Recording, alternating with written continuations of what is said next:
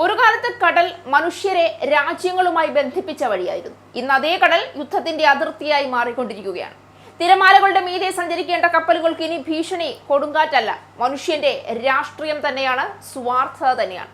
Yemen തീരത്തിനരികെ സഞ്ചരിച്ചിരുന്ന Indian പതാക വഹിച്ച ചരക്കുകപ്പൽ ആക്രമണത്തിൽ മുങ്ങുമ്പോൾ കടലിന്റെ അടിത്തട്ടിലേക്ക് താഴ്ന്നത് ഒരു കപ്പൽ മാത്രമായിരുന്നില്ല, അന്താരാഷ്ട്ര സമുദ്ര സുരക്ഷയെക്കുറിച്ചുള്ള ലോകത്തിന്റെ ആത്മവിശ്വാസവും പ്രതീക്ഷയും കൂടിയായിരുന്നു. ചെങ്കടലിൽ ഇന്ത്യൻ കപ്പലിനു നേരെ ആക്രമണമുണ്ട്. ഇന്ത്യൻ പതാക വഹിക്കുന്ന MSV ഫൈസ്നൂർ ഒലിയ എന്ന കപ്പലാണ് യമന്റെ തീരത്ത് വെച്ച് ആക്രമിക്കപ്പെട്ടത്. ആക്രമണത്തെ തുടർന്ന് കപ്പൽ പൂർണ്ണമായി മുങ്ങി. കപ്പലിലുണ്ടായിരുന്ന 14 ജീവനക്കാരെയും യമൻ കോസ്റ്റ് ഗാർഡ് രക്ഷപ്പെടുത്തിയതായി വിദേശകാര്യ മന്ത്രാലയം അറിയിച്ചു. ഇവരിൽ യമൻ സ്വദേശിയായ ഒരാളൊഴികെ എല്ലാവരും ഇന്ത്യക്കാരാണെന്നാണ് റിപ്പോർട്ടുകൾ. ആക്രമണത്തിന് പിന്നിൽ ഹൂതികളാണെന്ന് യമന്റെ നാഷണൽ അസിസ്റ്റൻസ് ഫോഴ്സ് ആരോപിക്കുന്നുണ്ട്. അതേസമയം ഹൂതികൾ ഇതുവരെ പ്രതികരിച്ചിട്ടുമില്ല. കപ്പലിന് നേരെയുണ്ടായ ആക്രമണത്തെ ഇന്ത്യ ശക്തമായി അപലപിക്കുകയാണ്. റിയാദിലെ ഇന്ത്യൻ എംബസി സ്ഥിതിഗതികൾ സൂക്ഷ്മമായി നിരീക്ഷിച്ചു വരികയും ചെയ്യുന്നുണ്ട്.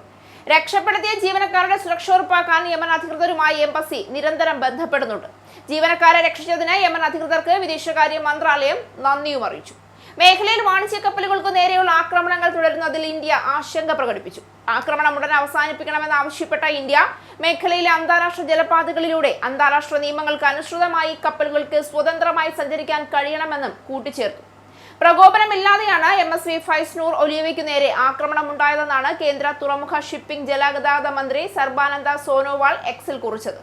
ആക്രമണത്തെ തുടർന്ന് കപ്പൽ തലകീഴായി മറിഞ്ഞ് മുങ്ങുകയായിരുന്നു.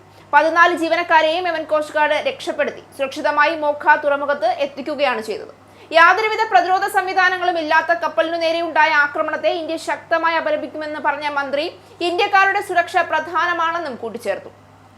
ഇന്ത്യക്കാരുടെ സുരക്ഷ സമ്പൂർണ്ണമായി ഉറപ്പാക്കാൻ എല്ലാ ഏജൻസികളെയും ഏകോപിപ്പിച്ച് അടിയന്തര നടപടികൾ സ്വീകരിക്കാനും മുങ്ങിയ കപ്പലിൽ നിന്ന് രക്ഷപ്പെടുത്തിയ ജീവനക്കാർക്ക് ആവശ്യമായ എല്ലാ സഹായവും നൽകാനും ഡയറക്ടർ ജനറൽ മാരിടൈം അഡ്മിനിസ്ട്രേഷനോട് നിർദ്ദേശിച്ചതായും സർബാനന്ദ സോനോവാൾ അറിയിച്ചു. യുദ്ധം കരയിൽ മാത്രം നടക്കുമെന്ന പഴയ വിശ്വാസങ്ങൾക്കൊക്കെ കാലം തന്നെ വിലാപഗാനം പാടുകയാണ് ഇപ്പോൾ എന്ന് ഈ വാർത്തകൾ കേൾക്കുമ്പോൾ മനസ്സിലാകും. ഇപ്പോൾ സമുദ്രപാതകളും യുദ്ധഭൂമികളാണ്, വ്യാപാര കപ്പലുകളും ലക്ഷ്യങ്ങളാണ്. ലോക സമ്പദ് വ്യവസ്ഥയുടെ ജീവനാഡിയായ കടൽപാതകൾ പോലും ആയുധങ്ങളുടെ നിഴലിൽ വിറങ്ങലിച്ചു നിൽക്കുകയാണ്. യമന് സമീപം നടന്ന ഈ ആക്രമണം അതിന് ഏറ്റവും പുതിയ ഉദാഹരണമായി മാറുകയാണ്. ഇത് ഇന്ത്യയുടെ മാത്രം പ്രശ്നമല്ല. ഇന്ത്യയുടെ പതാക വഹിച്ച ഒരു കപ്പലിനു നേരെയുണ്ടായ ആക്രമണം ലോക വ്യാപാരത്തിന്റെ ഹൃദയമിടിപ്പിനെ ബാധിക്കുന്ന മുന്നറിയിപ്പാണ്. ഏഷ്യയെയും യൂറോപ്പിനെയും ബന്ധിപ്പിക്കുന്ന ഏറ്റവും പ്രധാനപ്പെട്ട സമുദ്രപാതകളിൽ ഒന്നായ ചെങ്കടൽ ഇന്ന് സുരക്ഷിതമാണോ എന്ന ചോദ്യമാണ് വീണ്ടും ഉയരുന്നത്. എണ്ണയും ഭക്ഷ്യവസ്തുക്കളും വ്യാവസായിക ചരക്കുകളും സഞ്ചരിക്കുന്ന ഈ പാതയിൽ ഓരോ ആക്രമണവും ആഗോള സമ്പദ് വ്യവസ്ഥയുടെ നെഞ്ചിൽ പതിക്കുന്ന ആഘാതമായി മാറുകയാണ്. ആക്രമണത്തിന്റെ ഉത്തരവാദിത്തം ആരെന്ന ചർച്ചകൾ തുടരട്ടെ. ഒരു പക്ഷേ സത്യം വ്യക്തമാണ്. യുദ്ധം ഇനി അതിർത്തികൾക്കുള്ളിലല്ല ഒതുങ്ങുന്നത്. അത് കരയിലൂടെ കടലിലേക്കും കടലിലൂടെ ലോകത്തിന്റെ സമ്പദ് വ്യവസ്ഥയിലേക്കും പടർന്നു പിടിക്കുകയാണ്. തിരമാലകൾക്ക് അതിർത്തികളില്ല, അതുപോലെ യുദ്ധത്തിന്റെ പ്രത്യാഘാതങ്ങൾക്കും അതിർത്തികളില്ലാതായി കഴിഞ്ഞു. അതുകൊണ്ടാണ് ചെങ്കടലിൽ മുങ്ങിയ ഈ കപ്പൽ ലോകം ഇനി എത്ര കാലം യുദ്ധത്തിന്റെ തിരമാലകളിൽ ഒഴുകി നിൽക്കുമെന്ന വലിയ ചോദ്യം ഉയർത്തുന്നത്.